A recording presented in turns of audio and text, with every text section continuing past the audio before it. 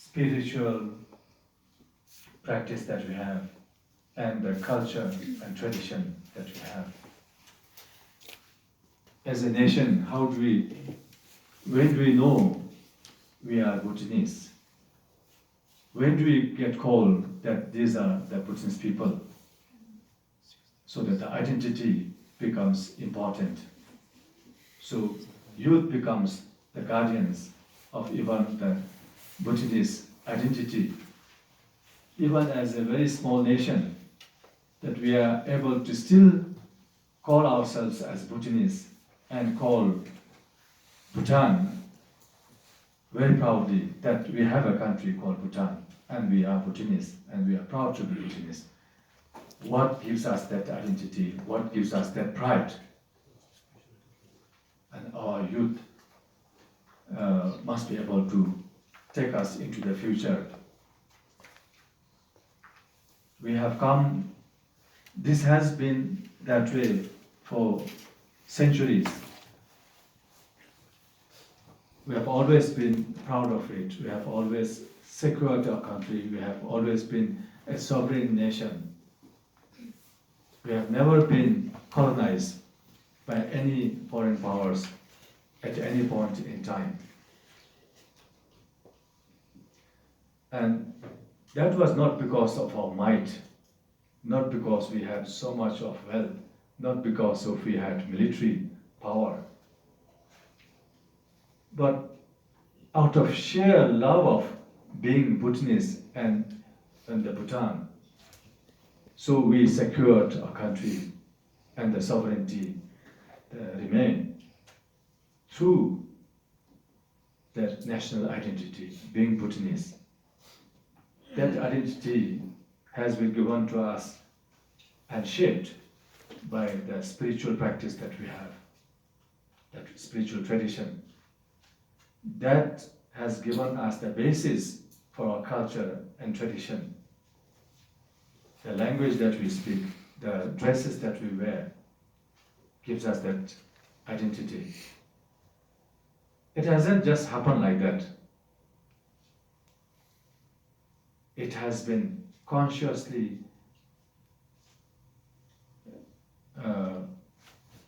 helped to be developed that way. That every generation after generation, for centuries, every generation worked very hard. Our forefathers worked very hard on this. So therefore, we have this right now, that we are proud of it.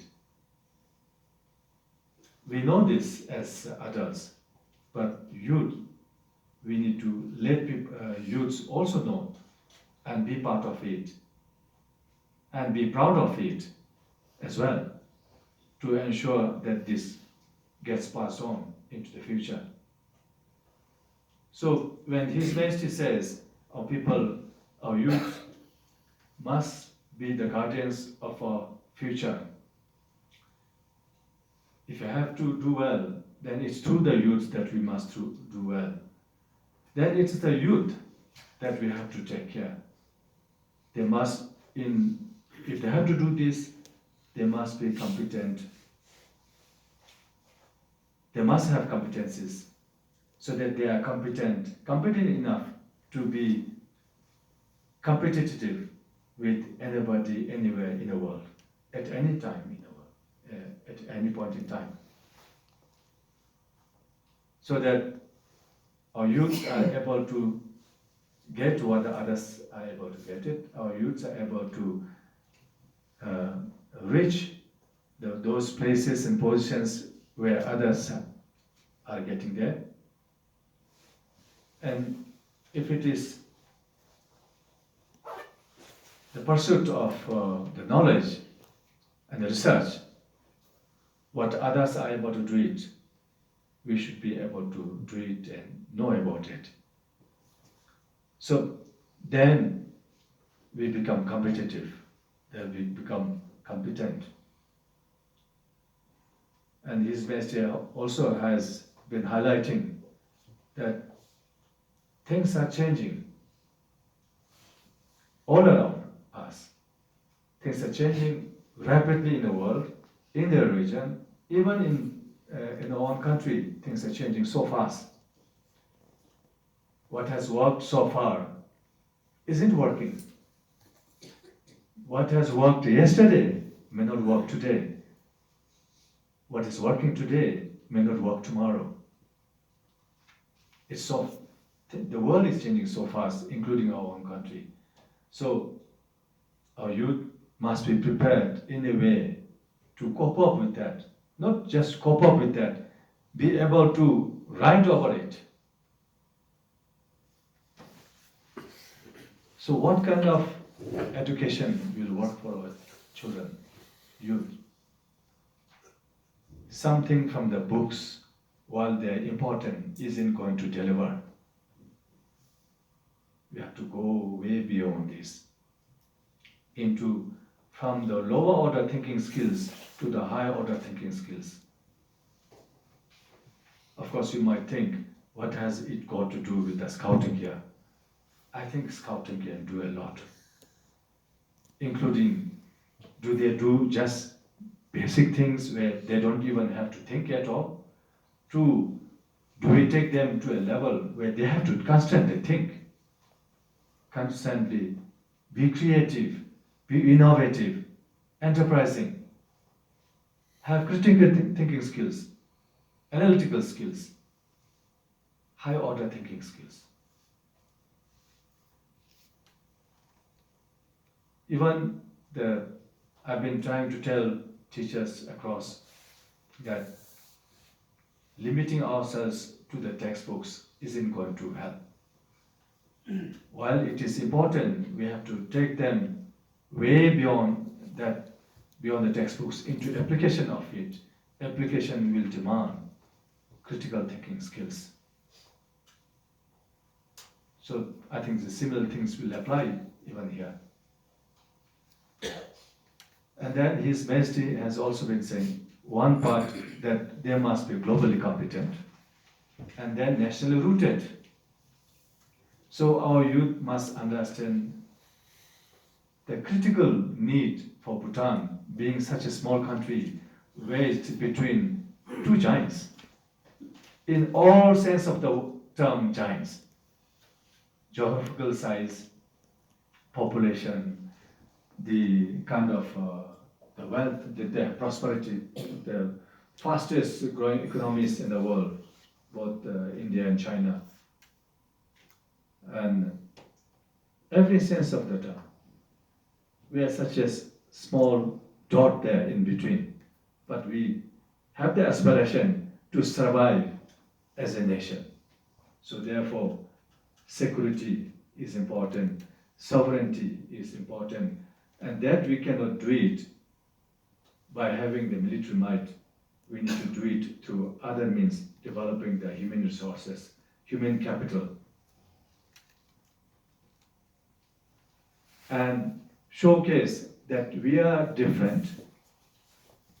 So therefore, Bhutanese identity becomes important. The spiritual tradition, the culture and customs and traditions, including the national dress that we wear, the language that we speak, it binds us together, it gives us that sense of identity, it gives us that pride, the sense of pride of being Bhutanese. So that's what His Majesty, I believe, means when he says youth must be nationally rooted. So as a Scouts organization, as an association, how can we do that? So our youth, how can we contribute? While the Scouts Association may not be the answer to everything, but while it is able to touch the lives of the youth, how can we support the fulfillment of the national visions? So we have got certain national goals, national aspirations, which I feel are non-negotiable. we cannot negotiate on some of these things. While we know, but do our youths understand? Are youths capable of taking this forward into the future? If each one of our children are aligned to that, then His Majesty has also been saying, basically, our youth must be good human beings.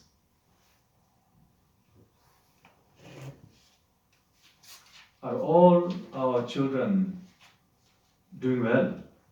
I think by and large our children are doing well, youth are doing well. But however, we also have youth issues. Our youths have come into conflict with law. They have engaged themselves into petty thefts, to burglary, to battery, to manslaughter, to abusing substances, consuming alcohol, to fights. You can name it. They're there. We know it because we get the report from the police all the time. But by mentioning this, it may sound that, it may appear that it's a very, very gloomy picture. It is not as gloomy as that. It's a very small group. And we should be pleased to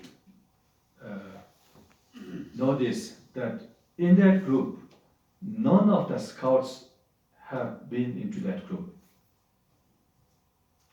I think that is the credit to the Scouts Association. That the program is able to deliver His Majesty's vision. But again, while Regional Director, you mentioned that we are growing very fast, we feel we are going very slow. If this program is able to make each one of our youths something that His Majesty the King is proud of, that means we are living up to that royal vision. And if that be the case, if we are able to, why can't we make every one of our youths the scout, but not at the expense of the quality? Because if you just take youths into being scouts and then compromise on the quality of delivering that program, then I think that would be the worst scenario that we could be in. Right now, and we had DG and us, some of us, we had the opportunity of good fortune of having the audience with His Majesty the King in April. And as we entered, and even before we could sit down, and definitely, as well as His Majesty himself, he started to talk about the youth issues, his concerns over youth issues. And at the end of that story, before we finish that our time with His Majesty the King, he again stressed on this: if you cannot do anything, give me disciplined people. So discipline is very important. We believe anybody who is disciplined, self-disciplined, will do well in life. Anybody who cannot be self-disciplined, even if one is a bright, smart person, will find it difficult. So discipline is very important, and I would like to think that this program gives our children a lot of discipline. You ask some of our scouts here, and by the way, I think you're, of course you may be aware that through His Majesty's own initiative, we have the Scouts leadership training provided at the military training center. That's another feather to the association that we consider as absolutely important. So therefore, during that time, you'll find DG and Scouts chief not on station. They are stationed there with the Scouts there who go through that leadership program. So this is very, very important. And so if we have to do well, if our youths have to be competent and responsible and be able to be the guardians of the nation as envisioned by the throne, first and foremost, our youth must have that discipline. And this discipline, I believe, can come from character formation. Discipline need not be done, and we need not discipline our youth through a lot of punitive actions and other, not so appealing actions. But through love and care, we can develop and their personalities, their character, and that will make them disciplined people, because now they can think. They have that character. And if this is what I've been saying, that I asked DG and my colleagues, are there any youths on the list from the police who have come into conflict with the law from amongst those scouts? None. So that is the confidence that we get. And if that be the case, this is doing very well, and this is one of our very important programs outside of the classrooms that will deliver His Majesty's vision. So that's why I feel that while the numbers may seem, given our population, the Scouts numbers may seem bigger and growing too fast,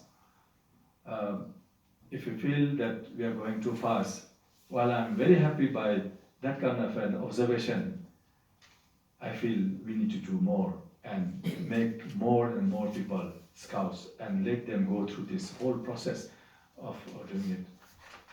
And these must be people who not only are able to take care of themselves,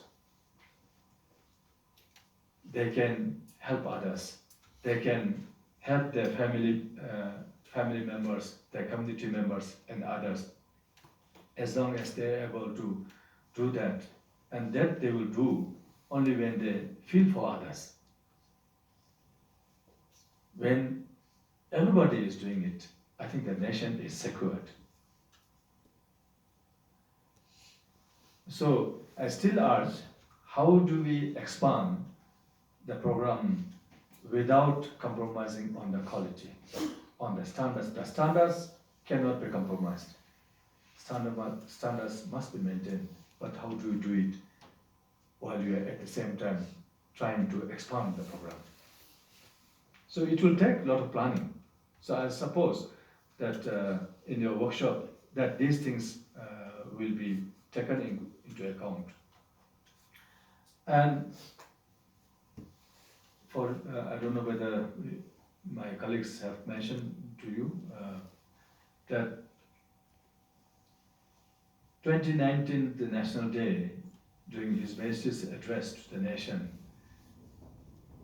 he mentioned that we will be starting the national service. In our language, we call Gelsum, national service. Every class 12 graduate will undergo 1 year of national service training.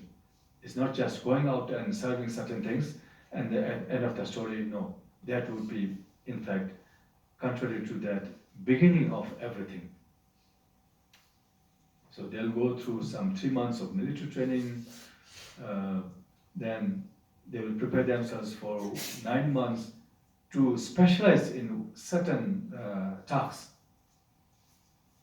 If it is search and rescue, they will specialize in that whenever there are emergencies of such nature, that wherever they are, they will be called upon to the duty.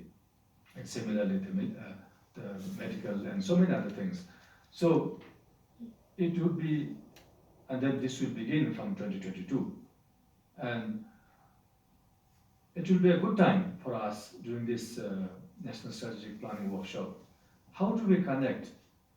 What relevance has this Scouts Association and the Scouts program to the national service?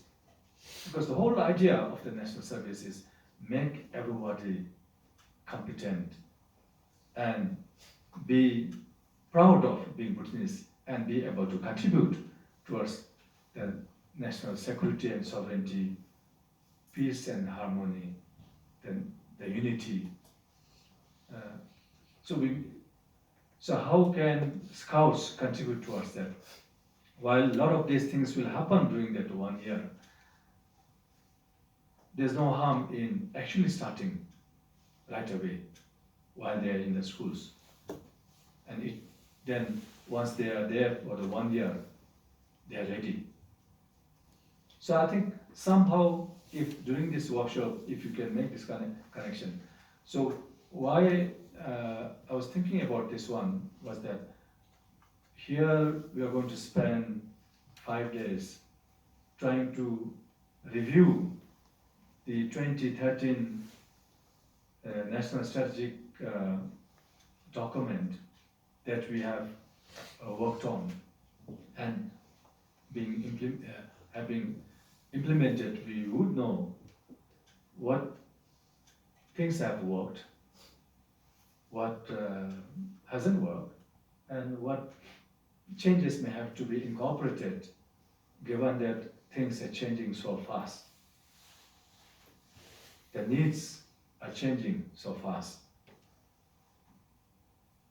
And at the same time, how would we support the vision from the throne? To my colleagues in education, I will say that we don't have to go out looking for a vision. The vision is given to us from the throne. Our job is to deliver it. If we have to deliver it, we have to align it. We have to align our plans and programs and strategies to the royal vision, so that we live the same purpose. There is unity of purpose. So irrespective of what part of the programs or what major program that we are up to, at the end of the day, it is the national vision that we have to fulfill. That becomes our purpose in fulfilling the vision. And we must have the unity of vision. Whether it's from the Scouts that is coming up, or it's from the curriculum that's coming up, or it's from the assessment and examinations that's coming up, or it's other areas that is being addressed. I think they must be components towards the same, moving towards the same attainment of the same vision.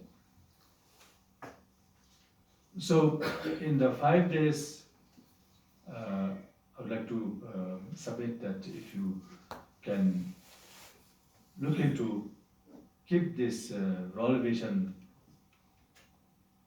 at the center stage and see how can the Scouts program, as we move forward, help that achieve, and then have these strategic plans that we have be still useful, many years down the road. And even if we have to change, the direction need not be changed. We just have to change some of the components to that. But the direction which the royal vision will give us isn't going to change. And so that's what I have been thinking actually. as I was coming. And immediately after, my colleagues told me that I need to be part of this one. I was thinking, of course, the planning will be done by our colleagues. You are there. What role do I have? I have no role. But I thought maybe then I could at least express what I have in mind, what I have been trying to